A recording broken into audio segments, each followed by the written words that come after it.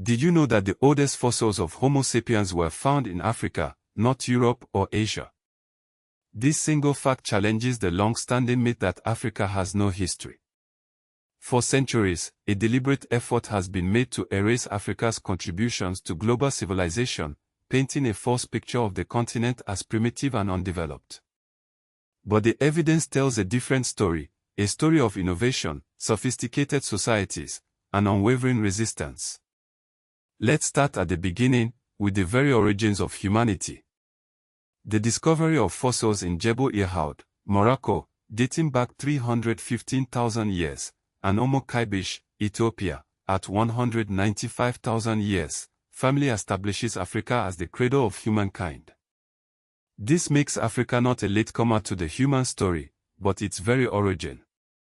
But the story doesn't end there. Long before European colonialism, Africa was home to numerous powerful states, thriving trade networks, and bustling urban centers. Consider ancient Egypt, unified around 3100 BC under Nama. It was one of the world's earliest state systems, complete with writing, monumental architecture, taxation, and a centralized administration. Moving south, we find the Kingdom of Kush, located in present-day Sudan. From the Khmer civilization starting around 2500 BC to the Napatan and Meroitic periods, Kush was a major power, even ruling Egypt during the 25th dynasty. Kings like Pi and Tahaka left a lasting legacy. Further east, the Aksumite Empire, centered in present-day Ethiopia and Eritrea, flourished from the 1st to the 7th century CE. King Izona's conversion to Christianity in the 4th century made Aksum a major Christian kingdom and a key player in Red Sea trade, even minting its own coins.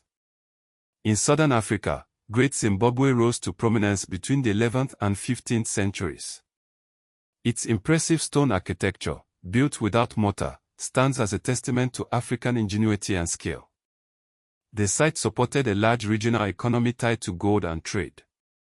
West Africa was home to empires like Mali and Songhai. Founded in the 13th century, the Mali Empire reached its peak under Mansour Musa, whose pilgrimage to Mecca in 1324 to 1325 brought global attention to Mali's wealth and sophistication. Timbuktu became a renowned center of learning and manuscript production. The Songhai Empire, peaking in the 15th and 16th centuries under rulers like Sunni Ali and Askia Muhammad I, was one of the largest states in African history. In present-day Nigeria, the Benin Kingdom flourished for centuries, expanding from the 13th century onward. Its intricate bronze and brass artworks are world-renowned, showcasing the kingdom's artistic prowess. Sadly, much of this heritage was looted by the British in 1897. Ethiopia stands out as a symbol of African resistance. Unlike much of the continent, it successfully resisted colonization, defeating Italy at the Battle of Odwa in 1896 under Emperor Menelik II and Empress Tetubato. Even with all these examples, the narrative of Africa as a continent without history persisted, fueled by the horrors of the transatlantic slave trade. From the 16th to the 19th centuries, over 12 million Africans were forcibly transported across the Atlantic, with millions more dying in the process. This brutal trade, while tragic, does not define Africa's entire history. The colonial partition of Africa, formalized at the Berlin Conference of 1884 to 1885, saw European powers carving up the continent without any African representation. By 1914, nearly the entire continent was under colonial rule, except for Ethiopia and Liberia. However, African resistance was constant.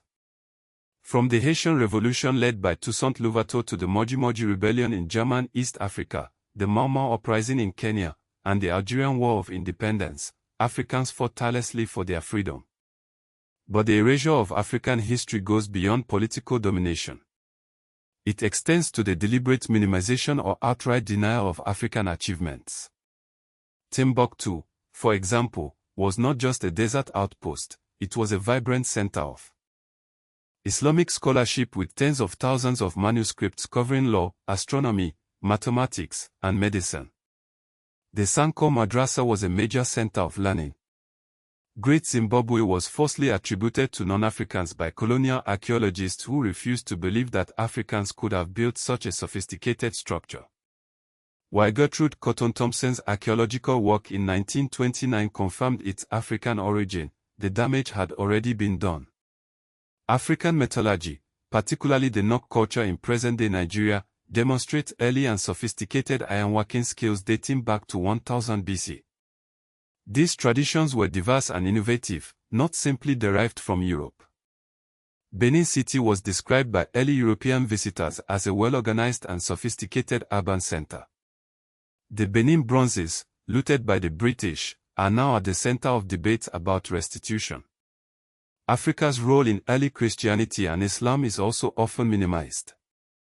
Christianity in Africa predates its spread to much of Europe, with Egypt, Nubia, and Ethiopia being major early Christian regions. Islam spread into North and West Africa from the 7th century onward, creating major intellectual and commercial networks. The colonial borders, drawn by European powers, often ignored existing ethnic, linguistic, and political realities, leading to conflicts that persist to this day. The myth that Africa had no history was a political tool used to justify slavery, conquest, and colonial rule. By portraying Africans as historically uncivilized, it became easier to claim they needed outside rule. This erasure shaped education and public memory, focusing only on slavery and poverty, rather than African statecraft, trade, science, religion, and art. The damage was not only symbolic. It affected policy, colonial labor systems, resource extraction, land dispossession, and the suppression of indigenous institutions. It also affected identity, making it harder for Africans and the diaspora to access their full historical inheritance. Recognizing Africa's true history reshapes our understanding of global history. Africa was not outside world history, it was central to the development of humankind, trans-Saharan trade, the Indian Ocean world, the Islamic world, the Atlantic slave economy, and European industrial capitalism.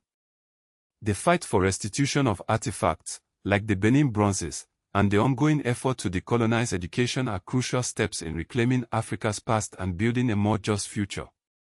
By acknowledging the truth about Africa's rich and complex history, we can dismantle the myths that have perpetuated injustice for far too long.